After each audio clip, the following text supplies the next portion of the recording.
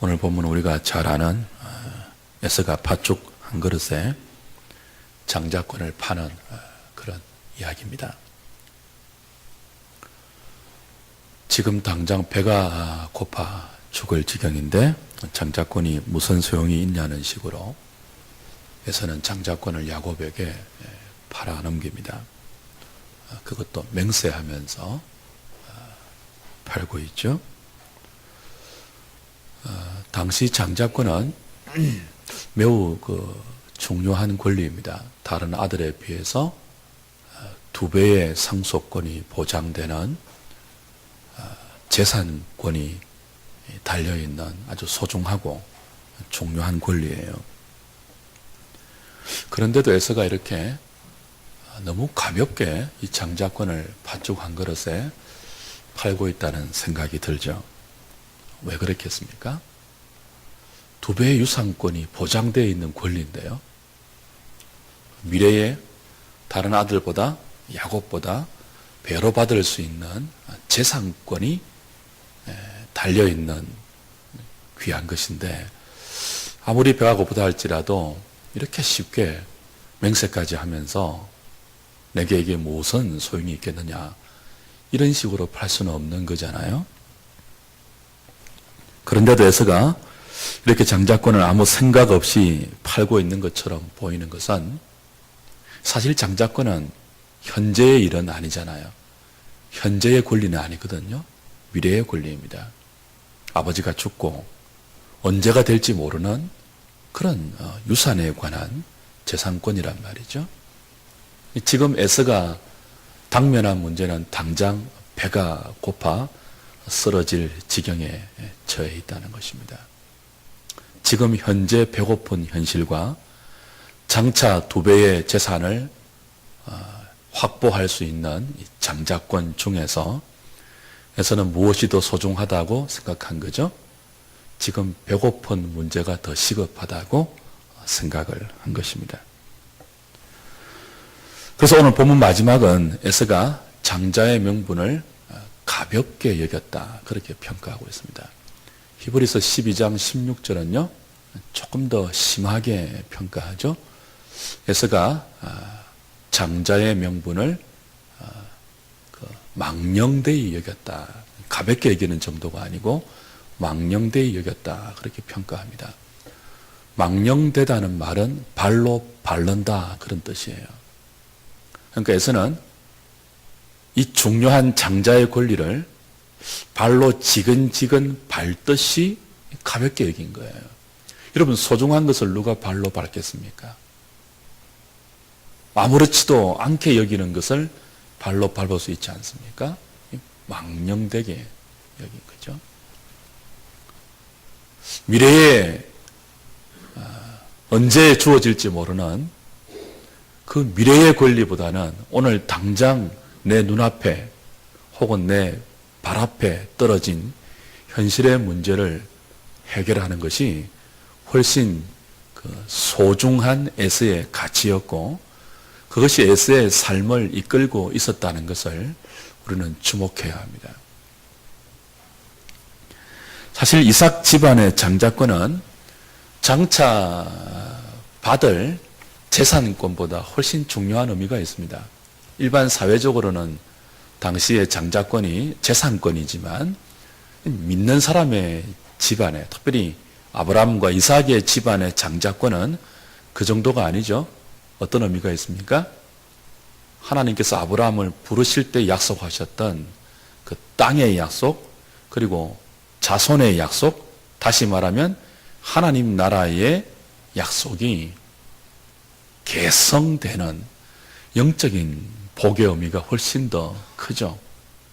그 이삭의 장자권을 계승한다는 것은 하늘로부터 오는 복이 아브라함과 이삭과 그리고 그 아들에게 이어진다는 뜻이에요.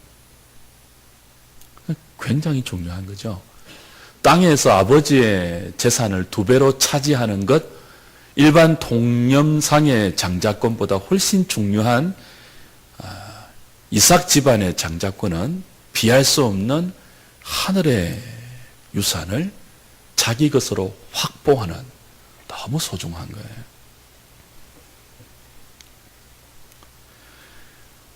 이삭 집안의 장자권은 하나님의 말씀이 임하는 통로이고요. 천국의 기업을 상속받을 영적 권리라고 할 수 있습니다. 그런데 에서는 그것을 믿지 않았죠. 에서는 미래의 복을 믿지 않았습니다. 미래의 복보다는, 미래의 권리보다는 지금 당장 그리고 눈앞에 보이는 현실이 훨씬 더 중요한 현실주의자였습니다. 그는 하나님으로부터 오는 영적인 복의 소중함을 몰랐어요. 당장 배고프지 않는 것이 더 중요했습니다. 사실 배고픔의 문제는 굉장히 큰 문제입니다. 육신의 병이 들거나 육신의 배고픔이 찾아오면 우리 영혼도 공고해지는 것이 전인적인 인간이잖아요. 인간은 육신 따로 영혼 따로 아니거든요. 영육이 함께 하나님의 형상으로 지어진 전인적인 존재입니다. 육신과 영혼을 따로 분리해서 생각할 수 없는, 그래서 배고픔의 문제는 분명히 중요한 문제예요. 질병의 문제는 너무나 중요한 문제입니다. 그럼에도 불구하고 우리에게 이 육신의 배고픔과 육신의 질병보다 더 중요한 것이 무엇입니까? 하나님이 약속하신, 말씀으로 약속하신, 지금 당장 그것이 우리 눈앞에 현실로 돌아오지 않는다 할지라도 살아계신 하나님께서 우리에게 주시겠다고 하신 그 하나님의 말씀으로부터 오는 약속의 성취입니다. 그것은 대부분 미래적입니다. 말씀으로부터 오는 하나님의 약속은 대부분 현실에서 급하게 이루어지는 것이 아니고 대부분 미래적이에요. 그래서 믿음이 필요하죠. 그런데 에서는요, 하나님이 말씀하신 그 말씀에서부터 오는 모든 좋은 것을 믿음으로 기다리고 미래에 인내하면서 소망으로 가질 만한 그런 사고나 그런 가치관이 없는 사람이에요. 눈앞의 현실을 타개하면서 눈앞의 이익을 자기 것으로 만들기에 급급한 사람이에요. 오늘 본문은 에서의 직업이 뭐라고 했습니까? 들에서 사냥을 하는 사냥꾼이라고 했죠. 여러분, 사냥꾼은 한 방으로 자기 인생이 결정나는 사람입니다. 화살 한 방 잘 쏘아서 창 한 번 잘 던져서 짐승을 사냥하면, 그죠? 당분간은 풍족하게 먹고, 사냥 못하면 그냥 빈손으로 돌아오는 직업이 사냥꾼이에요. 그러니까 한 방에 길들여진 세월이라서 그럴까요? 여하튼 에서는 미래지향적인 사람이 아니었어요. 지독하게 현실을 추구하고 눈앞의 현실을 하나님의 말씀보다 더 소중하게 붙들었던 그런 사람이죠. 어쩌면 에서의 이런 사고방식, 너무 과도하게 현실 그 집착적인 이 사고방식, 그리고 그런 삶의 스타일이 오늘 저와 여러분들에게도 많이 있을 수 있습니다. 하나님의 약속은 대부분 현찰이 아니잖아요. 약속음과 같은 것이잖아요. 손에 쥐어진 현찰이 아니란 말이에요. 그래서 우리는 눈앞의 현찰의 위력을 알기 때문에 믿는다고 하면서도 뭐예요? 미래지향적인 그 말씀에 근거한 하나님의 약속을 소망으로 바라보면서 그 소망에 우리의 삶을 믿음으로 메어 거는 그런 신앙보다는 당장 오늘 이 힘을 발휘할 수 있는 현실 지향적인 삶을 믿는다고 하면서도 살아갈 수 있는 사람들이 저와 여러분들입니다. 우리 연약하잖아요. 야곱도 에서도 신앙의 집안에서 자라난 믿는 집안에서 태어난 언약의 자손들이에요. 테두리 안에서는 교회 다니는 사람들이에요. 그럼에도 불구하고 우리는 하나님의 은혜가 없으면 얼마든지 이렇게 살 수 있습니다. 지독한 현실주의자로 살 수 있어요.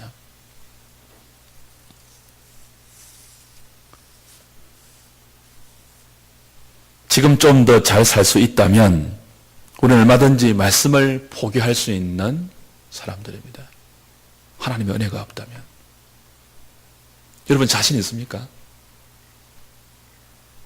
누가 1억 툭 준다고 하면 주일날 예배 빠지지 않고 1억으로 따라가지 않을 자신 있으십니까? 1억이 너무 작습니까? 10억. 저는 100만 원만 준다면 흔들릴 수 있을 것 같은데요. 우리 연약한 인생들입니다. 눈앞에 떡에 장사가 별로 없어요. 주께서 우리를 은혜로 지켜주지 아니하시면요. 주께서 우리의 눈을 열어서 에서가 보지 못하는 그 신령한 세계의 귀한 가치를 깨닫게 하지 못하면 눈앞의 빵과 눈앞의 박수와 사람들의 인정과 세상의 환호성 가운데 얼마든지 하나님의 말씀을 뒤로 밀치워 놓을 수 있는 사람들이 연약한 우리들입니다. 에서를 보면서 뭐 저런 것이 다 있어 이렇게 할 수 없어요. 에서를 보면서 우리가 보이는 거죠. 장자권을 그죠? 가볍게 여기고 하나님의 약속을 망령되이 여겼던 그 말씀의 귀한 것을 그냥 발로 짓밟고 있는 그 망령된 에서가 우리에게도 있다는 사실을 우리는 본문을 보면서 섬뜩한 마음으로 돌아볼 수 있어야 하는 것입니다. 그리고 주의 은혜를 구하는 거죠. 주님, 에서의 길로 가지 않도록 우리를 은혜로 붙들어 주십시오.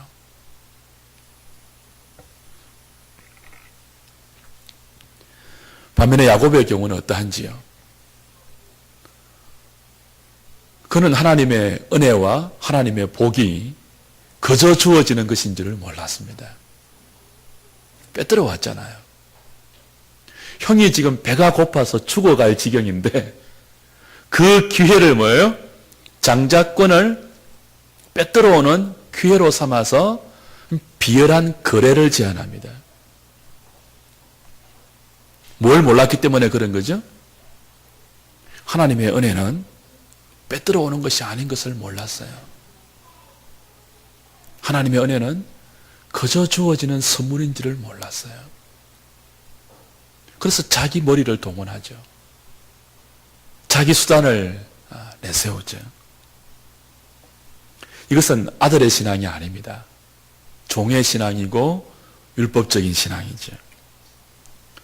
결국 그는 이렇게 장자권을 빼앗아 오기는 했지만 그저 주시는 하나님의 은혜가 얼마나 귀한지를 너무나 험악한 인생을 눈물겹게 걸어오면서 뼈저리게 배워야 했습니다.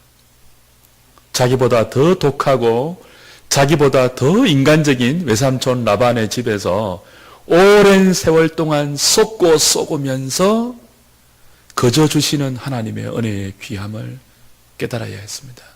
야복 강가에서 아무도 자기를 돌보지 않는 그 외로운, 그 두려운, 그 속에서 하나님께서 자기를 지켜주시는 그 은혜의 복됨을 환도뼈가 위골되는 쩔룩거리는 밤을 지나고 동토오는 새벽을 쩔뚝쩔뚝 하면서 비로소 깨달아야 했습니다. 그러니까 에서와 야곱, 이삭의 두 아들 다 장자권에 대해서 제대로 지금 모르고 있는 거예요. 하나님의 은혜에 대해서 제대로 모르고 있는 거죠. 하나님의 약속에 대해서, 하나님 나라에 대해서 제대로 모르고 있는 거예요. 택함받은 야곱도 모르고 있고 택함받지 못한 에서도 모르고 있어요. 믿음의 부모 밑에 자라고 있지만 두 아들이 하나님 나라의 비밀에 대해서, 하나님 나라의 원리에 대해서 너무 모르고 있는 거죠. 그래서 둘 다, 한 사람은 장자권을 너무 가볍게 여기고 망령되이 취급했고, 한 사람은 그 은혜가, 장자의 그 은혜가 거저 주는 은혜인 줄 모르고 자기의 인간적인 수단을 동원해서 배고픈 형을 이용하는 얄밉고 비열한 그런 믿음의 모습을 보이게 된 것입니다. 결국 우리는 이삭과 리브가의 신앙 교육에 오늘 본문의 이 비극적인 스토리의 본질을 좀 생각할 수 있어야 돼요. 이삭은 에서를 사랑했다고 했고 본문에서 그죠? 리브가는 야곱을 사랑했다고 했습니다. 근데 이 둘은 이미 이 두 쌍둥이가 태어나기 전부터 하나님으로부터 두 아들에 대한 신적인 경륜과 하나님의 계획을 들었습니다. 하나님의 약속이 야곱에게 있다는 것을 들었어요. 큰 자가 작은 자를 섬겨야 한다는 사실을 이미 들어서 이삭과 리브가는 알고 있습니다. 그렇다면 이삭과 리브가는 두 아들을 어떻게 키워야 했을까요? 이삭은 에서를 사랑하고 리브가는 야곱을 사랑하는 그런 식으로 키우면 안 되죠. 하나님의 계획을 안다면. 이삭에게는 네가 비록 육신의 장자라 하지만 그 육신의 장자된 조건이 하나님의 은혜를 받는 수단이 될 수 없다고 부지런히 가르쳐야 했습니다. 오히려 하나님의 계획은 육신의 장자인 네가 아니고 너의 동생 야곱에게 있다. 네가 하나님의 은혜를 체험하고 네가 하나님의 복을 받는 삶을 산다면 네가 장자임에도 불구하고 하나님의 은혜가 주어지는 통로인 야곱 밑에 들어가서 야곱을 통해서 주어지는 하나님의 말씀과 야곱을 통해서 흘러오는 하나님의 은혜를 사모해야 한다고 어릴 때부터 가르쳐야 돼요. 장자처럼 사랑하지 말고요. 이삭이 에서가 잡아다 주는 짐승의 고기를 사랑하고 그걸 좋아해서 마치 에서를 아직도 영원한 장자인 것처럼 그렇게 아껴주고 그렇게 사랑하고 그렇게 편애할 것이 아니고 무릎부터 그죠? 무릎에 앉아 있을 때부터 가르쳐야 되는 거죠. 너는 형이지만 하나님의 은혜는 동생을 통해서 받아야 돼. 네가 구원받을 수 있는 길과 네가 하나님의 복 가운데 살아갈 수 있는 길은 그 길밖에 없어. 하나님의 은혜는 인간의 조건이나 혈통이나 인간의 학식이나 인간의 그 어떤 능력을 통하여 들어오는 것이 아니고 하나님의 기쁘신 뜻대로 작정한 하나님의 계획과 하나님의 복된 주권적인 섭리에 따라서 오는 것임을 가르쳐야 했습니다. 그래서 그는 영적으로 야곱에게 무릎 꿇는 야곱을 통해서 주어지는 하나님의 은혜를 기다리고 사모하는 법을 가르쳐야 했어요.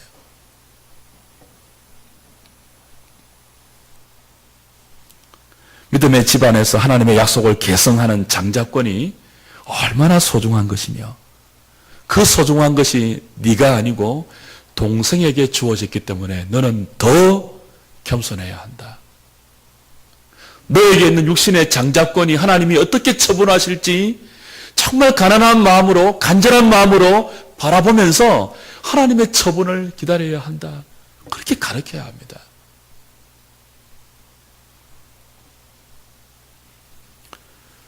그런데도 이삭은 에서가 잡아다 주는 짐승의 고기를 너무 좋아해서 에서를 편애했고 에서가 야곱을 통해서 흘러오는 하나님의 은혜가 얼마나 귀한지를 느끼지 못하게 했습니다. 배우지 못하게 했습니다. 반면에 리브가는요, 야곱을 사랑했다고 했죠. 리브가가 야곱을 사랑했다는 말은 하나님의 계획을 알았기 때문에 사랑했다는 뜻이 아닙니다.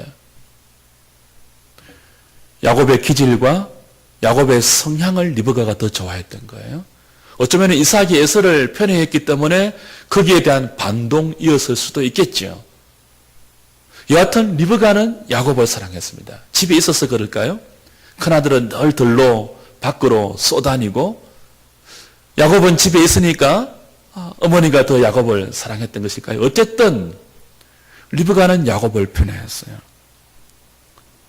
그 편애가 제대로 된 영적 교육을 하지 못하게 했던 것 같습니다. 원래 하나님의 계획대로 하나님의 가르쳐 주신 그 하나님의 섭리대로 야곱을 교육했더라면 어떻게 해야 합니까? 어릴 때부터 무릎에 앉혀놓고 이렇게 키워야죠. 이렇게 가르쳐야죠.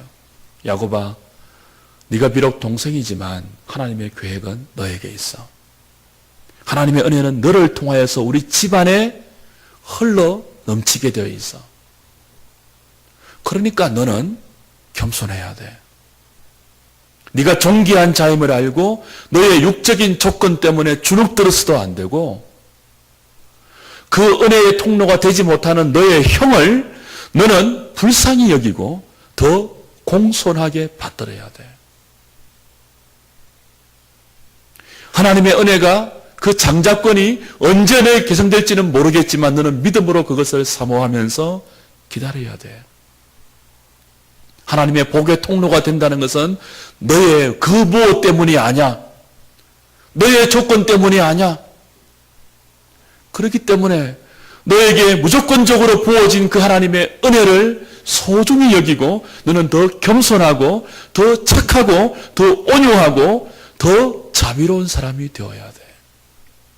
그걸 부지런히 가르쳐야 했습니다. 그래야 야곱이 자기 수단으로 장자권을 빼앗지 않고 하나님의 은혜를 받은 사람이고, 그 하나님의 은혜가 주권적인 하나님의 예정 가운데 흘러오는 사람이기 때문에 무례하지 않을 수 있습니다. 비열하지 않을 수 있습니다. 근데 그 교육을 못 시킨 거예요.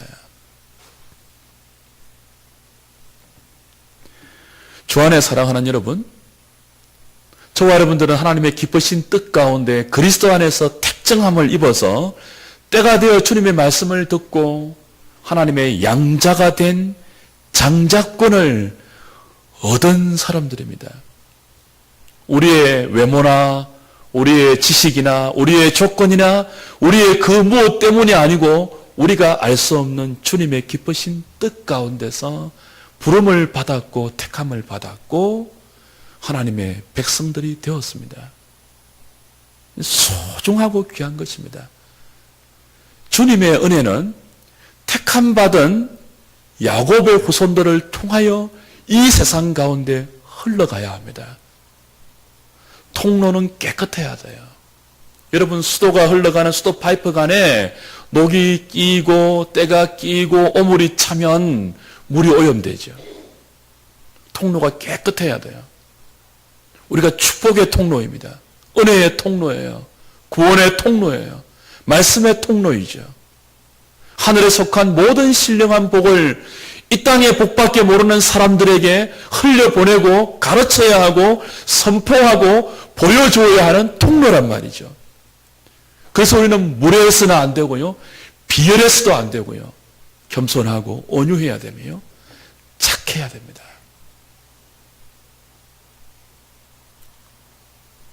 야곱이 아버지와 어머니부터 그 교육을 못 받은 거예요. 때때로 이 본문을 어떤 사람들 이렇게 풉니다. 하나님의 은혜는 너무 귀한 것이기 때문에 야곱처럼 수단 방법 가리지 아니하고 내 것으로 만들어야 한다. 저는 천만이라고 봅니다. 그래서는 안 돼요. 하나님의 은혜를 차지하기 위해서 여러분 부흥회 가면은 그냥 앞자리 방석 탁 앉아놓고 막 그런 극성스러운 그리스도인들은 별로 환영받지 못합니다.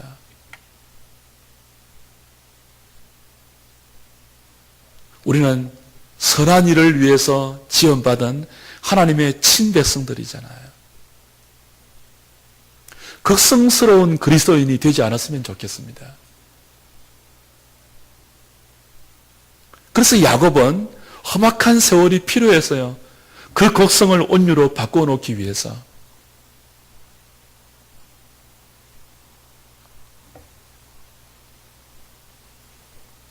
야곱과 에서 둘 다 불행한, 물론 야곱은 택함 받은 사람이기 때문에 하나님이 그를 하나님의 사람으로 만들어 놓고야 마시지만 그가 얼마나 험악한 세월을 살아야 했습니까? 바로 배우지 못해서. 저와 여러분들에게 야곱과 에서 같은 자녀들이 있잖아요. 하나님이 맡기신 자녀들이 있잖아요. 그 자녀들에게 부모의 신앙 교육은 너무나 중요한 것입니다. 우리가 이미 창세기에서 보았죠. 4장에서 가인의 7대 손인 라멕이 야발과 유발과 두발과인과 라마라는 삼남 일녀의 자녀를 얼마나 훌륭하게 키웠습니까? 얼마나 보란듯이 성공시켰습니까? 우리에게 중요한 것은 자식을 성공시키는 게 아니에요. 출세시키는 게 아니에요. 잘 키워야죠. 장자권이 얼마나 소중한지를 알게끔 가르쳐야 되고요. 눈앞의 현실보다 하나님의 말씀이 훨씬 소중한지를 알도록 어릴 때부터 말씀으로, 믿음으로, 신앙으로 키워내어야 합니다. 그래서 우리의 가정에서 자라난 아이들이 에서처럼 하나님의 복을, 하나님의 은총을 가볍게 여기지 않도록요. 하나님의 은혜를 눈앞의 팥죽 때문에 발로 밟지 않도록요. 부모가 밟으면 자식은 그대로 밟습니다. 안 보고 따라하죠. 우리가 장자권을 소중히 여기면 자식들도 소중한 줄 알 것입니다. 우리가 눈앞의 현찰보다 보이지 않지만 하나님의 말씀을 더 귀하게 여기면 예배의 목숨을 걸고 천국의 소망을 두고 기도하는 모습을 보이며 귀한 믿음의 가치를 알기 때문에 때로는 이 땅의 가치를 양보하며 손해보며 조금 늦게 갈 줄도 아는 그것을 우리 자녀들에게 부모가 믿음으로 보인다면 우리가 칼의 노래 부르지 아니하고 여호와의 이름을 부르면서 우리를 통해서 개성되어야 하는 하나님의 언약의 바톤이 우리가 주 앞에 가는 그날에도 자식들에게 땅에 떨어지지 아니하고 잘 연결되어서 그들도 힘있게 믿음의 경주를 달려갈 수 있도록 우리가 자녀들을 키울 수 있다면 그것이야말로 성공적인 인생 아닐까요?